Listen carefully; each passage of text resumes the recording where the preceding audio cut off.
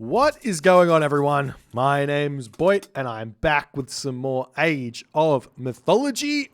The Titans action spawning in the red color, playing as Odin. His name is Thrapple. His opponent today in the blue color, playing as Poseidon. His name is Antos. Antos the Great, Antos the Wise, Antos the down 0-2 in this best of 5 series. The map is competitive mega random, and we get a very, very spicy map here for you ladies and gentlemen. The map seems to be some version of Midgard. Now, what sort of version of Midgard? We do not know. It could be a 2-pond Midgard. It could be a complete Midgard. It could be a 4-pond Midgard. Let's see. Boom. It is simply put Midgard. Midgard is the map. Kind of. It's competitive mega random, so things are a little bit different here on this map. We do see that there are water buffalo over on this location here for Rapple to pick up. Lots of opportunities for very, very efficient build orders here. We will be seeing water buffalo getting eaten here for Antos as well. But this is I love this type of map. I think this is one of the most interesting of the water maps possible, because the map is big enough that rushing on the water isn't quite on the table. It is kind of, but it's not quite the best strategy. But you get this thing where basically, in the end of the day, it turns out that fish booming is you're going to be your best play. Fish booming going up to about 15 to 18 to 21 fishing ships, whichever kind of version you want to go for. And with that, you basically just have to defend the water. And the water becomes this kind of APM fest of how much you can raid your opponent's fishing ships while keeping your archer ships alive.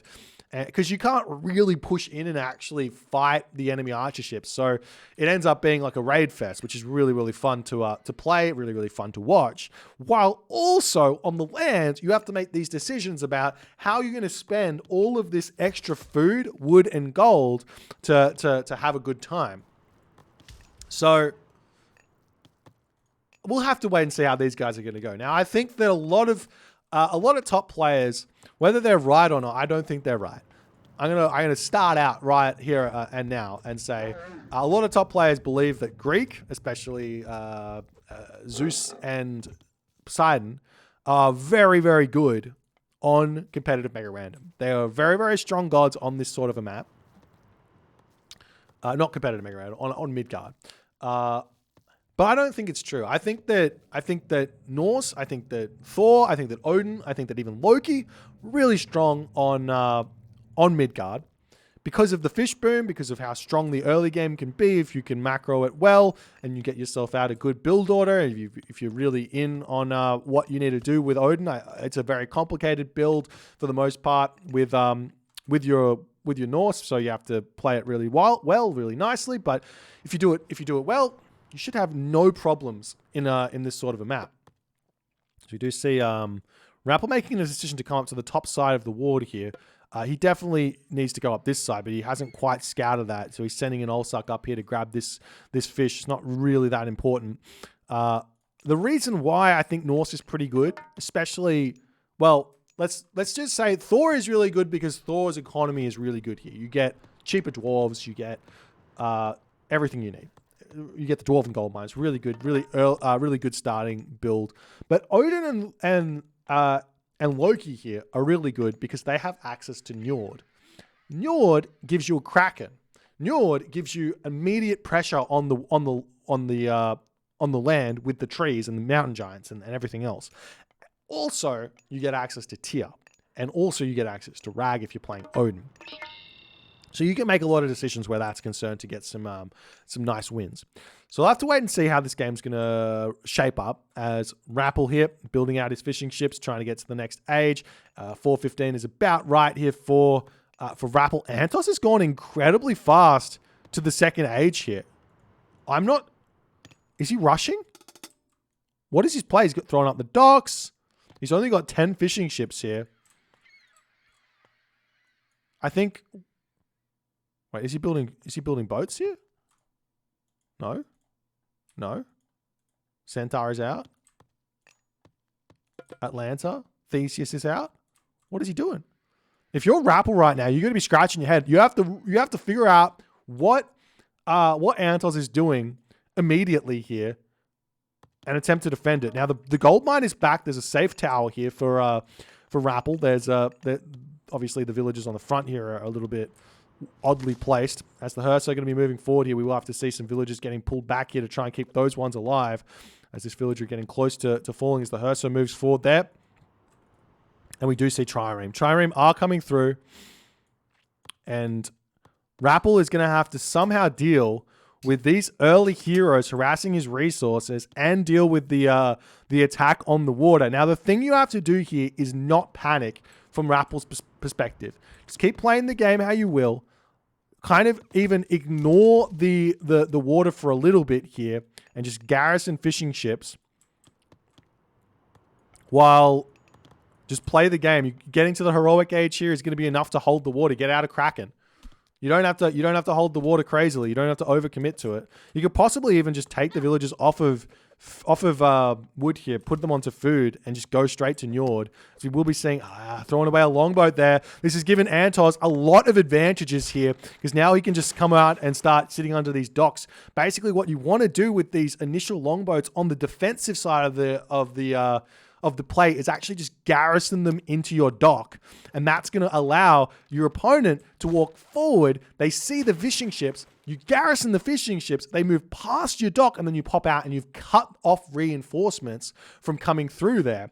As Rapple has allowed his longboats to come through onto this position yet again. He's going to take a little bit of DPS there as the villagers have to pull back off that wood line there as well, as these heroes of Antos are doing so much damage to Rapple. Now, Rapple does still have himself 3 Hearser out. He's got himself a Scrowling. He should have 2 Ulfsark as well, so he should have actually had more than enough to deal with this kind of land army that Antos is throwing at him. As we do see the Trireme pushing through onto this location. There's a lot of Trireme over here, and Rapple is struggling to hold on here. This is why I was kind of saying potentially just rushing straight to the heroic age here and getting access to the Kraken and maybe even some dragon ships wouldn't have gone astray here, as another Hearser looks like it's been sniped there by Antos. Good play here. He's put a lot of really, really strong pressure on with these heroes.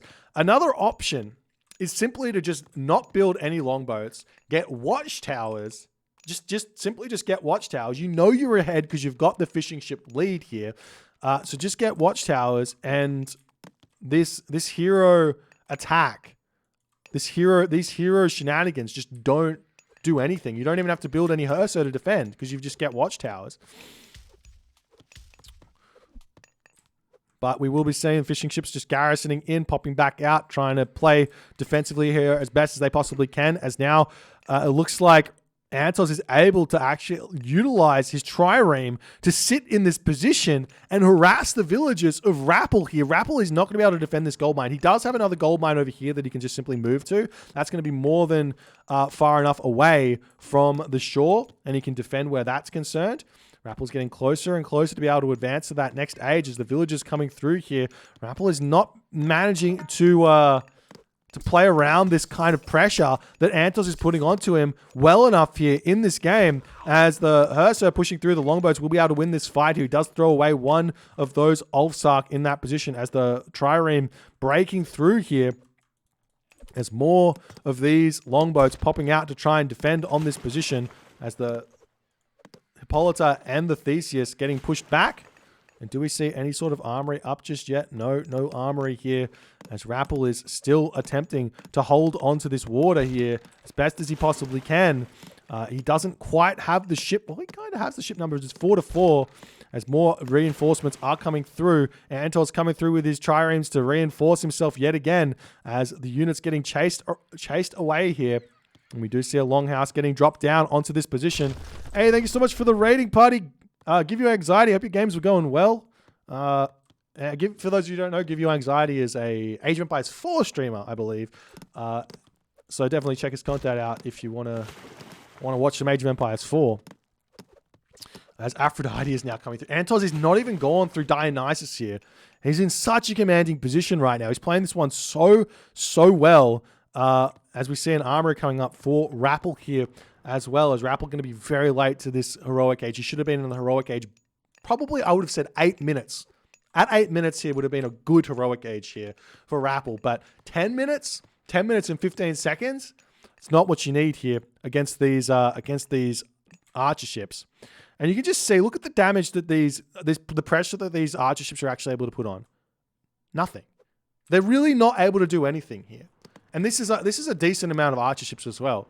Rappel could have just simply not built any longboats here and just gone heroic age, and he would have been able to hold here easily. Just like the archer ships come through, you garrison the fishing ships, no worries. Done. Happy days. We will be seeing that Rappel will be able to push Antos back out of this position here, no problems. The military building's coming down now. And here's the thing. Antos is now heroic age.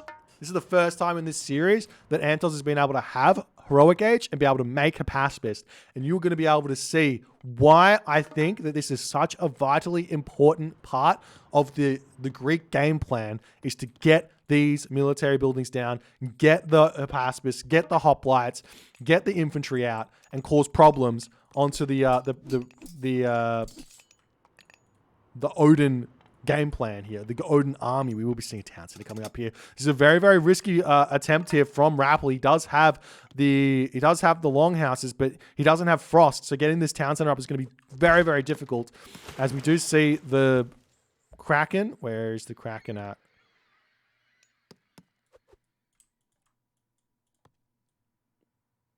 Did he go Njord? Where's the Kraken? Is it in the dock? Am I blind?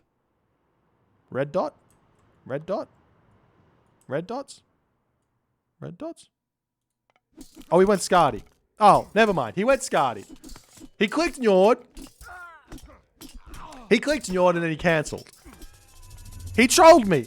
He trolled me, okay? We will be seeing a frost coming up. This frost is very, very early. He will be able to hit the heroes of... Wait, did he hit the heroes? I don't even think he hit the heroes. This is the most low value frost you're going to be seeing at any point. This town center is incredibly important for Rappel, and he's just simply put not going to be able to get this one up. As we see a hill fort getting dropped down now. Atlanta coming through to deal with the frost giant to boot here.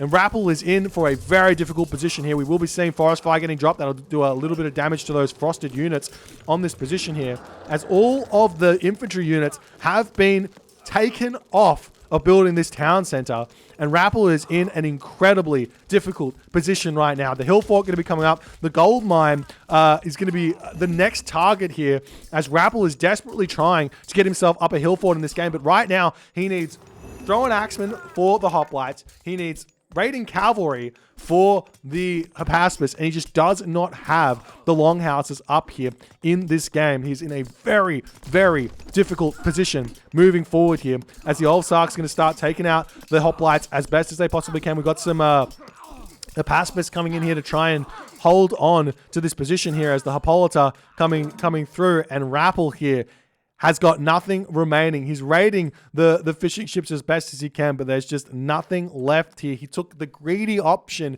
trying to get this town center up instead of building a ton of units here to defend his gold mine, instead of trying to put up that hill fort here to defend his gold mine. He just was not able to hold here against that push that Antos was coming through. And you can see here, all of the options that Rappel had to defend all of this pressure that Antos was putting onto him, and he just didn't think about it. He couldn't quite realize exactly what he needed to do. Now, let's talk about it. Why is it completely fair and reasonable for you to invest in watchtowers if your opponent has spent the resources on building Hippolyta and Theseus? Well, one, Hippolyta costs 2 villages, basically. Hippolyta and Theseus basically cost 2 villages worth of training time. So they're already hurting economically where that's concerned. 2, Hippolyta costs 200 wood and 2 favor. That's 220 resources effectively. Plus the Jason, or Theseus, costs 150 resources. So that's 350 resources that it costs to build those units. So when you see those units coming for you as Norse, just get watchtowers. You know that your opponent is slow. You know that they are not going to have you know that they're not going to have spent those resources elsewhere because you know where they spent them. So you're more than happy to just get watchtowers and say, bye-bye. Bye-bye. You don't get any damage done. I'm 50 resources ahead of you. 50 resources? 70 resources ahead of you after researching watchtowers. You research watchtowers, no more damage comes in. You just play the game as normal. You're going to be completely fine to play the game as normal. Now, the one thing that was a little bit unfortunate here for Rapple is that his wood lines very easy to raid from this side of the map, very difficult to deal with. So that was one weakness that you kind of need to build some units for. But in the end here, Antos put all the pressure onto the gold mine, so he had to deal with that, and he just couldn't. And I think that, again, given that the wood was this bad, straight to the heroic age, get a Kraken, enjoy your game. That was the play here for Rapple, but he didn't manage to do it. Antos gets a very, very quick win here on this map and claims one win. So no sweep here for Rapple. Rapple still has game point. See if he can compose himself into game number 4 here. If you guys are enjoying the series, please consider hitting the follow on the Twitch. If you're on the YouTube, hit that subscribe button. And I'll see you guys from the next game.